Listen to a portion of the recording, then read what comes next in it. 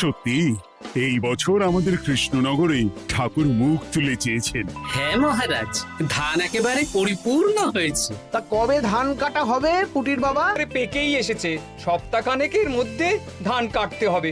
বেশ বেশ, তাহলে তো ভালোই হলো। এই মাসের শেষের দিকেই তো নবাব বাহাদুরকে শস্যের খাজনা পাঠানোর কথা। হ্যাঁ মহারাজ, এবারে নবাব বাহাদুর খুশি হবে। ঠিক বলেছ গোপাল।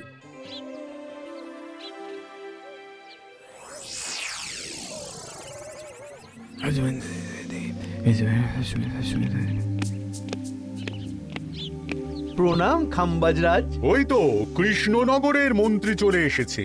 ও, এর কথাই তুমি বলেছিলে? হ্যাঁ, ওই রাজ্যের সব খবরাখবর আমায় দেয়। ইনি কে? ইনি হলেন জমিদার কেশকান্ত বর্মন, আমার রাজ্যেরই দক্ষিণ পশ্চিম গ্রামের জমিদার, আমার প্রিয় বন্ধু। নামটা বেশ অন্যরকম, কেশকান্ত। আসলে ওদের বংশ পরম্পরায় সকলের উন্নত ঘন কেশ আছে, তাই ওদের পরিবারের সবারও নামে একটা করে কেশ আছে। আমি খাম্বাজ রাজের সৌমিত্র এবং সুপরামর্শদাতা। কিছুদিন আগে আমার মাথায় খুব খুশকি হচ্ছিল, মাথার চুল পাতলা হয়ে আসছিল। কিন্তু আমার পরামর্শে একটা তেল মাখতেই মহারাজের মাথার চুল এখন ঘন হয়ে উঠেছে, আর কোনো সমস্যা নেই। বাবা বাবা, ভালো ভালো ভালো। এবার তাহলে কাজের কথাটা বলে দিন।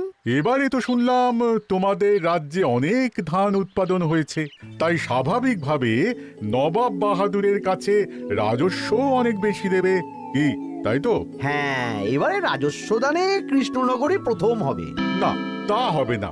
নবাবের কাছে অত ধান পৌঁছবে না, এমনকি কৃষ্ণচন্দ্রের কাছেই চাষিরা বেশি ধান রাজস্ব দিতে পারবে না। সেটা কি করে হয়? পাকা ধানে মই দিতে হবে।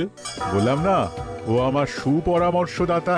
হ্যাঁ, আমার মন্ত্রীকে বাণিজ্যের কাজে বাইরে পাঠিয়েছি কিছুদিন, তাই কেশকান্ত মাঝে মধ্যেই আমার কাছে আসে, গল্পগুজব করে আর সুপরামর্শ দেয়। কিন্তু আমি কি করব? তুমি রাতের অন্ধকারে চাষিদের ধান জমিতে পাকা ধানে মই দিয়ে দাও, এমন ভাবে কাজটা করবে যাতে কাকপক্ষীতেও টের না পায়। আর তাতে আমার লাভ? প্রত্যেক বছর নবাব রাজস্ব দানে বিজয়ীকে ৩,০০০ মোহর দেয়, আমি তোমাকে তার থেকে ১,০০০ মোহর উপহার দেব। ১,০০০ মোহর? হ্যাঁ হ্যাঁ, যাও যাও যাও, কাজটা শুরু করে দাও। আচ্ছা।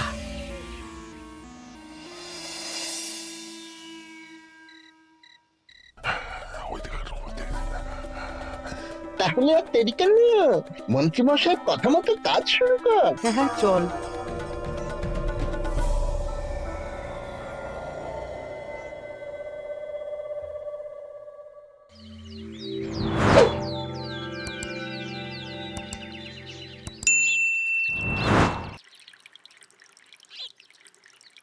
এবারে তো চাষাবাদ বেশ ভালোই হয়েছে। আশা করি নবাব বাহাদুরের কাছ থেকে এবারে আমরাই পুরস্কার পাবো। হ্যাঁ মহারাজ, সারা বাংলায় কৃষ্ণনগরের মতো উৎপাদন এই বছরে কোথাও হয়নি। সর্বনাশ হয়ে গেছে মহারাজ, সর্বনাশ হয়ে গেছে। কি সর্বনাশ হয়েছে গো পুটির বাবা? গতকাল রাতে আমাদের সব জমির পাকা ধানে মই দিয়ে দিয়েছে। সে কি? এবার আমরা কি করব মহারাজ? কাদের কাদের জমিতে হয়েছে এসব? যেই জমিতে তাকাবেন সেই জমিতেই এই কাণ্ড, ধান ঝরে সব মাটিতে পড়ে আছে। এবার আমরা কি করব? হায় হায় হায়, এবার আমাদের রাজ্যের কি হবে? নবাব বাহাদুরকে তো জবাব দিতে পারবো না। বড় বিপদ হয়ে গেল, রাজ্যে গ্রহের প্রকোপ নেমে এলো। ও, আর কদিন পরেই আমার টেকে আসবে ১,০০০ মোহর। ঠিক আছে, তোমরা সবাই এখন বাড়ি যাও। না, আমার মন মেজাজ ভালো নেই।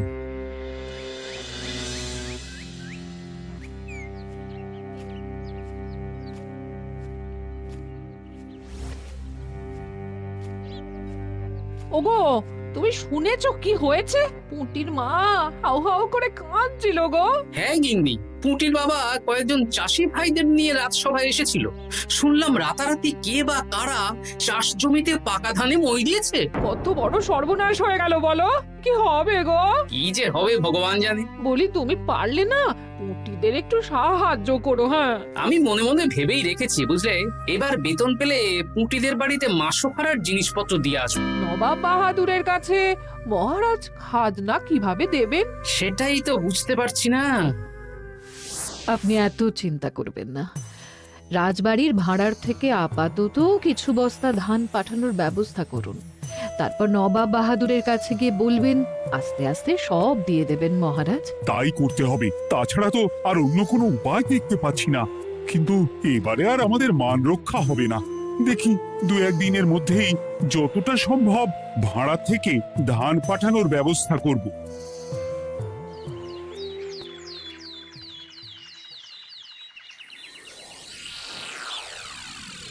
এই বছর 10,000 বস্তা ধান রাজস্ব এসেছে খাম্বাজ রাজ্য থেকে, 7,000 বস্তা ধান এসেছে বর্ধমান রাজ্য থেকে, আর মাত্র 100 বস্তা এসেছে কৃষ্ণনগর থেকে।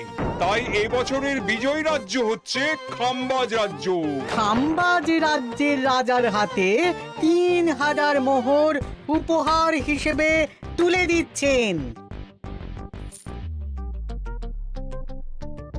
আর কৃষ্ণচন্দ্র, তোমার রাজ্যের এরকম হাল কেন? এবারে আমাদের সমস্ত রাজ্যের পাকা ধানে কেউ বা কারা মই দিয়ে দিয়েছে। সেসব তোমার মাথা ব্যথা। আমার ধান কোথায়? 100 বস্তা ধান রাজস্ব, কম করে 800 বস্তা ধান রাজস্ব দেওয়ার কথা, কিন্তু তুমি তোমার কথার খেলাপ করেছো। এই বছর আমি নিরুপায় জাহাপানা। আমিও নিরুপায়। হয় তুমি আগামী 1 সপ্তাহের মধ্যে আমাকে 5,000 মোহর দেবে, নইলে নইলে কৃষ্ণনগরের সিংহাসন থেকে সরে যাবে। এত বড় শাস্তি দেবেন না নবাব বাহাদুর। আপনি অন্তত মাস 6 সময় দিন, আবার ধান চাষ করিয়ে আপনাকে প্রাপ্য ধান দেওয়া হবে। বেশি কথা বলছো কৃষ্ণচন্দ্র। তুমি 5,000 নয়, 6,000 মোহর 1 সপ্তাহের মধ্যে দেবে। বেটা গোপাল বেশি পাকা, অত কথা বলতে কে বলেছিল? গোপাল, এটা তুমি কি করলে? হায় হায় হায়! সর্বনাশের সময় যখন ঘনিয়ে আসে, তখন বিপদের ওপর বিপদ এভাবেই আসে। আমার পাওনা। আরে এখন না, এখন না, তোমাকে পাঠিয়ে দেব। ওই দেখুন, খাম্বাজ রাজের সাথে কথা বলছে। এখন বেশি কথা বললে কৃষ্ণচন্দ্র আর গোপাল সন্দেহ করবে। চলুন তো দেখি ওখানে গিয়ে কি কথা বলছে।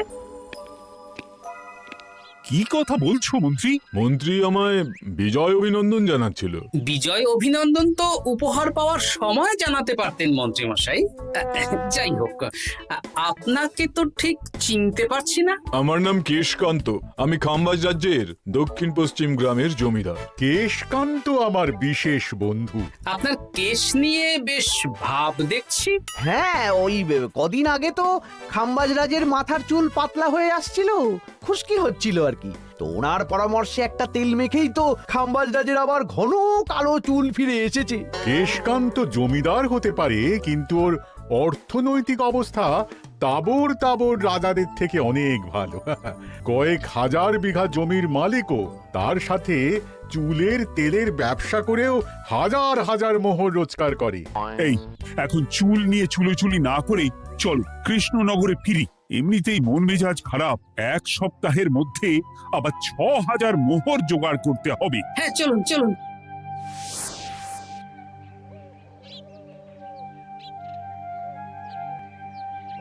আচ্ছা মন্ত্রীমশাই, আপনি এই কেশকান্ত জমিদারের ব্যাপারে এত কিছু জানলেন কি করে?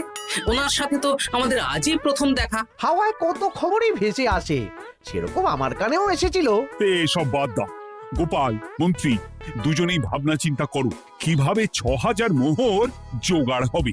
পাকা ধানে মই পড়লো, এখন আবার এত বড় বোঝা।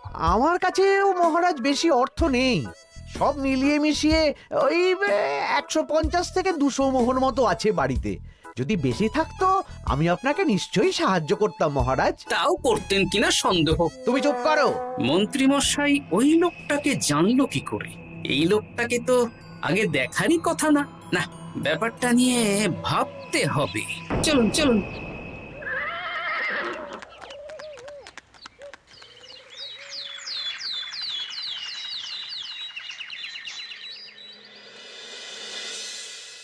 বুঝলে গিন্নি, 1 সপ্তাহের মধ্যে মহারাজকে 6000 মোহর জোগাড় করতেই হবে, নইলে সিংহাসন ছাড়তে হবে। এখন কিন্তু আমাদের উচিত মহারাজের পাশে দাঁড়ানো। কিছু ভেবেছো কি?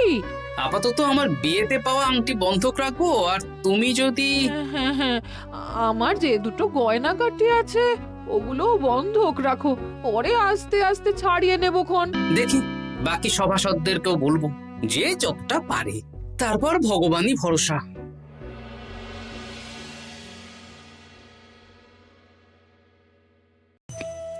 আপনি এত চিন্তা করবেন না মহারাজ। চিন্তা না করে কি আর কোনো উপায় আছে? সিন্ধুকে যা আছে তা দিয়ে 3000 মোহর হয়ে যাবে, কিন্তু তারপর আর কি করব? এবার কি নিরুপায় হয়ে জায়গা জমি বিক্রি করতে হবে? কিছু একটা করতেই হবে। আপনি গোপালকে একবার বলে দেখুন, প্রত্যেকবার যখনই বিপদে পড়েছেন তখন গোপালই আপনাকে বাঁচিয়েছে। দেখি আগামীকাল রাজসভা শুরু হওয়ার আগে গোপালের সাথে ব্যাপারটা নিয়ে আলোচনা করব।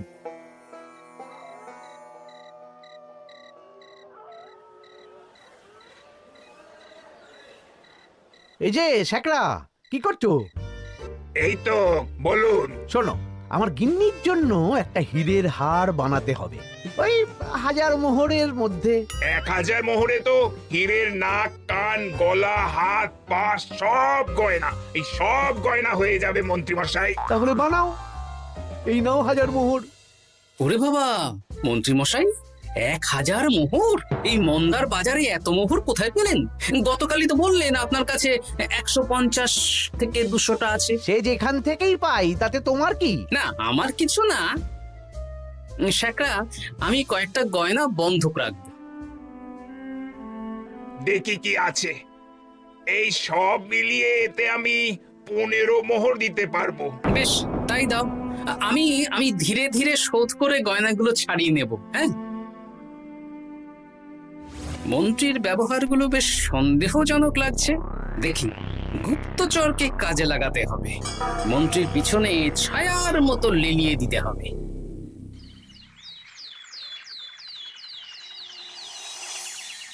মহারাজ, আমি চেষ্টা করছি আপনার এই মোহর কিভাবে জোগাড় করা যায়, আপ্রাণ চেষ্টা করছি। দেখো, আমি 3000 মোহর পারবো, কিন্তু তার বেশি হলে জায়গা জমি বেচতে হবে, হাতে যে বেশি দিন সময়ও নেই।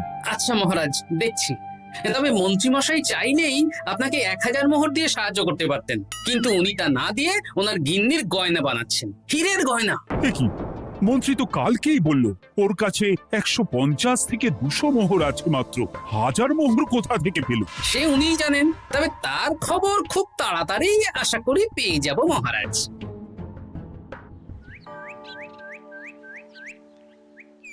কাজটা একদম ঠিক করলেন না মন্ত্রী মশাই। আপনার কথা শুনে আমরা সবার জমির পাকা ধানে মই দিলাম, কিন্তু আমরা একটা পয়সা পেলাম না।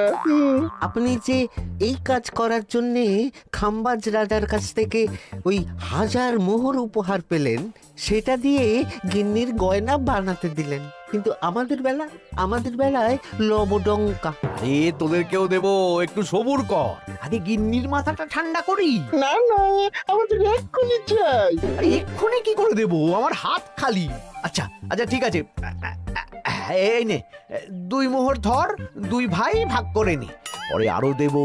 এটা কিন্তু ঠিক না। এসব আলোচনা খোলামেলা জায়গায় করা উচিত না। উফ, পরে তোদের সাথে কথা বলবো, এখন যেতে দে, বাজার করব, তারপর আবার রাজসভা আছে।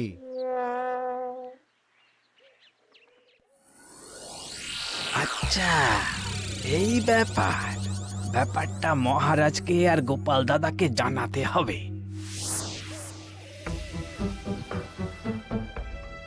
গোপাল দাদা, মহারাজ আসল খবর পেয়ে গেছি। কি খবর? আমি একটু আগে শুনলাম। কাজটা একদম ঠিক করলেন না মন্ত্রী মশাই। আপনার কথা শুনে আমরা সবার জমির পাকা ধানে মই দিলাম, কিন্তু আমরা একটা পয়সা পেলাম না। আরে তোদেরকেও দেবো, একটু সবুর কর। মন্ত্রী, আমি না তোমাকে বেরেই ফেলবো। মহারাজ, মন্ত্রী মশাই এখানে গৌণ, উনি অর্থের লোভে এসব করেছেন, আর ওনাকে দিয়ে করিয়েছেন খাম্বাজ রাজ। হ্যাঁ, যাতে এবারে বিজয়ী হতে পারেন। তাই আপনি এই খবর 5 কান করবেন না মহারাজ। আমি খাম্বাজ রাজ আর ওই কেশকান্তর কাছ থেকে ক্ষতিপূরণ ঠিক আদায় করে আনব। কিন্তু কিভাবে? শুনুন তাহলে।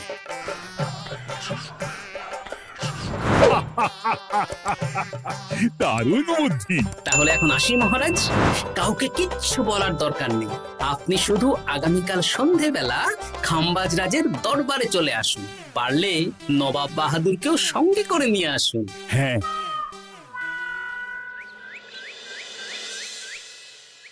প্রণাম খাম্বাজ রাজ, কে আপনি? আমি হতাশ রঞ্জন, পশ্চিমে থাকি। কি চাই বলুন? কিছু চাই না, তবে একটা কথা শুনলাম তাই বলতে এলাম। কি কথা? আমি শুনলাম মহারাজ আপনার মাথার চুলগুলো সব নকল। আমার এত সুন্দর চুল সব নকল? ফাজলামো হচ্ছে। আমি যদি প্রমাণ করে দিই আপনার চুল নকল, তাহলে কি? তাহলে আপনি আমাকে 100 মোহর দেবেন, আর প্রমাণ না করতে পারলে আমি আপনাকে 100 মোহর দেব। বেশ, দেখো, এক্ষুনি দেখো, আমারই তো 100 মোহর লাভ হবে। এখন না, এখন না, আজ সন্ধে বেলায়। বেশ বেশ, তখনই এসো।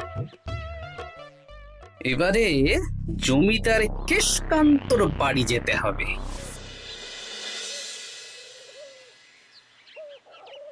জমিদার মশাই বাড়ি আছেন? কে মশাই আপনি? আমি হতাশ রঞ্জন, পশ্চিমে থাকি। আমি বিশাল ক্ষমতাশালী লোক। কিসের ক্ষমতা? আমি রাজরাজাদের মারধর করি, চুল ধরে টানি, শাস্তি দিই। এসব কি উল্টো পাল্টা বলছেন? খাম্বাজ রাজ আপনার বন্ধু না? হ্যাঁ, প্রিয় বন্ধু। ওনাকেও আমি আপনার সামনে চুল ধরে টানবো, কিন্তু উনি কিচ্ছু করতে পারবেন না। উনি আপনাকে শুলে চড়াবেন। কিছুই করতে পারবেন না, বললাম না আমি বিশাল ক্ষমতাশালী লোক। বিশ্বাস হচ্ছে না তো? তাহলে বাজি ধরুন, 10,000 মোহরের বাজি। 10,000 মোহরের বাজি? হ্যাঁ, আজ আমি খাম্বাজ রাজের রাজবাড়ি যাব, আর আমার শক্তি প্রদর্শন করব। ওনার চুল ধরে টানা হেঁচড়া করব, ওনাকে আহত করব, কিন্তু উনি আমাকে কিছুই করতে পারবেন না। বেশ, রাজি, বাজি। 10,100 মোহর দিতে পারবেন তো? হ্যাঁ, আমি বাজি হারলে আপনাকে দেব 10,100 মোহর। দরকার হলে ওই কাগজে কলমে লিখিত পরিত করে নিন। বেশ, তাহলে তাই হোক। কিন্তু হ্যাঁ, একটা কথা, আমি শক্তি প্রদর্শন করার আগে থেকে প্রক্রিয়া চলাকালীন সময় পর্যন্ত আপনি খাম্বাজ রাজের সাথে কোনো কথা বলতে পারবেন না। বেশ বেশ।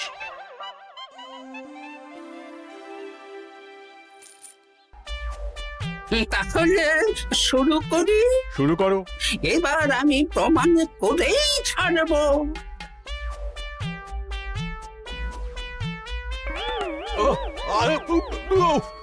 লাগছে লাগছে, বাবারে, লাগছে এই সেরেছে। লাগছে এ তো সত্যি সত্যি চুল ধরে টানছে। লাগছে লাগছে, বাবারে, বাবা। ওরে বাবা রে বাবা, কি শক্ত! এ কি, খাম্বাজরাজ কিছুই তো বলছেন না? তাহলে কি আমি হেরে গেলাম? না না খাম্বাজ রাজ, আমার ধারণা ভুল, যা শুনেছি তাও ভুল। এবার বিশ্বাস হলো তো? দাও দাও, এবারে 100 মোহর দাও। দিন কেশকান্ত মশাই, আমাকে 10,100 মোহর দিন। এ কি, ও তোমাকে 10,100 মোহর কেন দেবে? ওনার সাথেও তো বাজি ধরেছিলাম। কি বাজি? আপনার এখান থেকে বেরিয়ে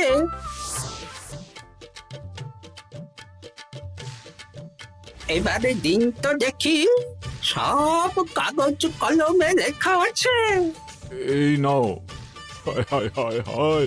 সাবাস গোপাল, সাবাস, তুমি আমার মুখ রক্ষা করেছো। গোপাল, কৃষ্ণচন্দ্র, নবাব বাহাদুর, আপনারা? হ্যাঁ, আমি গোপাল। এটা ছাড়া আর কোনো উপায় ছিল না খাম্বাজরাজ। আপনি আমাদের মন্ত্রীর মাথা খেয়ে যে জঘন্য কাজটা করিয়েছেন সেটা তো আর প্রমাণ করতে পারতাম না, তাই ছলে বলে কৌশলে আপনার প্রিয় বন্ধুর কাছ থেকে আদায় করে নিলাম। হ্যাঁ নয়, হ্যাঁ।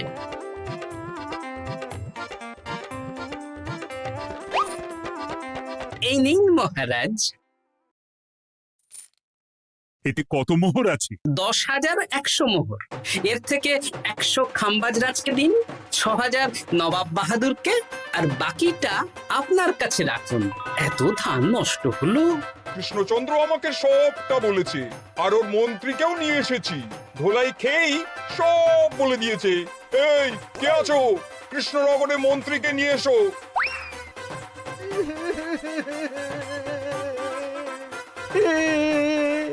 মার খেয়ে আমি সব বলে দিয়েছি খাম্বাজরাজ। উদ্ধার করে তো জাহাপানা, আমাকে ক্ষমা করে দিন। এর কোনো ক্ষমা নেই, তোমাকে আমি কারাগারে বন্দি করব। হায় হায় হায়,